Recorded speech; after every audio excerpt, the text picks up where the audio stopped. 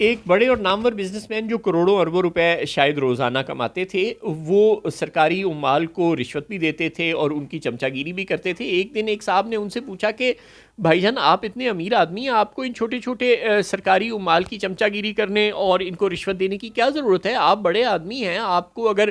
فرض کریں یہ کسی جگہ پہ کوئی انڈیو فیور نہیں بھی دیتے تو اس کے باوجود بھی اللہ تعالیٰ نے تو آپ کو بڑا رزق دیا ہوا ہے، آپ کو کیا ضرورت ہے؟ روٹی کا وعدہ تو اوپر والے نے کیا ہے، تو روٹی آپ کو ملتی رہے گی، آپ کو خام خواہ لوگوں کے احسان اٹھانے اور انہیں رشوت دینے اور ان کی باتیں سننے کی کیا ضرورت ہے؟ انہوں نے کہا بھائی جان، بات یہ ہے کہ اللہ تعالیٰ نے تو روٹی کا وعدہ کیا ہے، لیکن اب میرا روٹی سے گزارا نہیں ہوتا، اب مجھے ساتھ بوٹی بھی چاہیے ہوتی ہے، اور اس کے لیے ضروری ہے کہ میں وہ سارے پاپڑ بیلوں جو میں بیلتا ہوں۔ اب پرائیورٹیز آپ ہمیشہ اپنی خود سیٹ کرتے ہیں، آپ نے دیکھنا ہے کہ آپ نے کن حدود میں خود کو رکھنا ہے، اور اس کے لیے پھر آپ کو قیمت ادا کرنی پڑتی ہے۔ جب آپ اپنی حدود سے باہر نکلتے ہیں، جب آپ اپنی چادر سے باہر پاؤں پھیلاتی ہیں، جب آپ اپنے جو ذمہ داریاں ہیں ان سے بڑھ کر کچھ پانے کی کوشش کرتے ہیں، تو پھر ظاہر ہے آپ کو بھگتنا بھی پڑتا ہے۔ آپ پرائیورٹیز اپنی زندگی میں ہمیشہ خود طے کرتے ہیں۔ پرائیورٹیز حکومت پاکستان کی یہ ہے کہ 26ویں آئینی ترمیم منظور کی جائے اور ایسے تمام کام کیے جائیں جس سے طاقت کا ارتکاز ان کے ہاتھ میں ہو سکے، جن سے ان کا قلہ مضبوط ہو سکے، جن سے ان کی حکومت مضبوط ہو سکے، بھلے وہ عدالتوں کے ججز ہوں، بھلے وہ جرنیل ہوں راول پنڈی کے، یا بھلے وہ شاہراہ دستور کے بڑے بڑے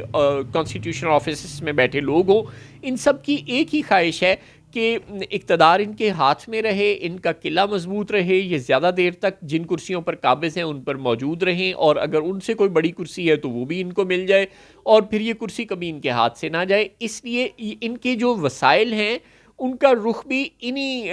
باتوں کی طرف ہے، انہی ٹارگٹس کو اچیو کرنے کی طرف ہے۔ آپ کو یاد ہوگا آج سے چند دن پہلے دکی میں افسوسناک واقعہ ہوا تھا جس میں 21 مزدور شہید ہو گئے تھے، اور اس کے بعد ان کا کسی نے کچھ پوچھا، ان کا کوئی پرسان حال بنا، ان کے بچوں کے ان کے اہل خاندان کے زخموں پر کسی نے مرہم رکھا، ان کے قاتلوں کو پکڑنے کی کسی نے کوشش کی، اور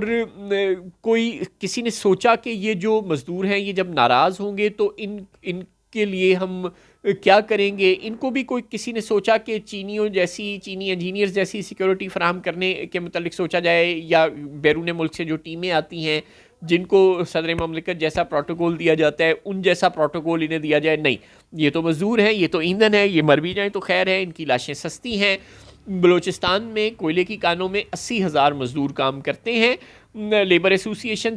سے حاصل ہونے والے اعداد و شمار کے مطابق، جن میں سے اس وقت 40,000 سے زائد مزدور ہڑتال پر ہیں، وہ احتجاجاً کام چھوڑ چکے ہیں، جس کے نتیجے میں بہت سی کانیں بند ہیں۔ کیا کسی نے سوچا کہ یہ جو بزنس اور یہ جو اکنامک ایکٹیویٹی بند ہے اس کا پاکستان کو کتنا نقصان ہو رہا ہے؟ کیا کسی نے سوچا کہ یہ جو مزدور احتجاجاً کام پر نہیں جا رہے ان کے گھروں میں چولہا جل رہا ہے یا نہیں؟ کیا کسی نے سوچا کہ وہ جو مر گئے ہیں ان کے اہل خانہ اب کس حال میں زندگی گزار رہے ہیں؟ نہیں، یہ ترجیحات ہی نہیں ہے بلوچستان کے وزیر اعلیٰ کی، بلوچستان کے وزیر اعلیٰ کو سلیکٹ کرنے والوں کی، اور اسلام آباد میں حکومت بنانے والوں کی، اور اسلام آباد میں حکومت بنوانے والوں کی۔ یہ ترجیحات نہیں ہیں، ان کی ترجیحات صرف طاقت کا ارتکاز اپنے ہاتھ میں ہے۔ عوام کی زندگیوں کی ظاہر ہے ان کے لیے کوئی اہمیت نہیں۔ اللہ خیر صلی اللہ۔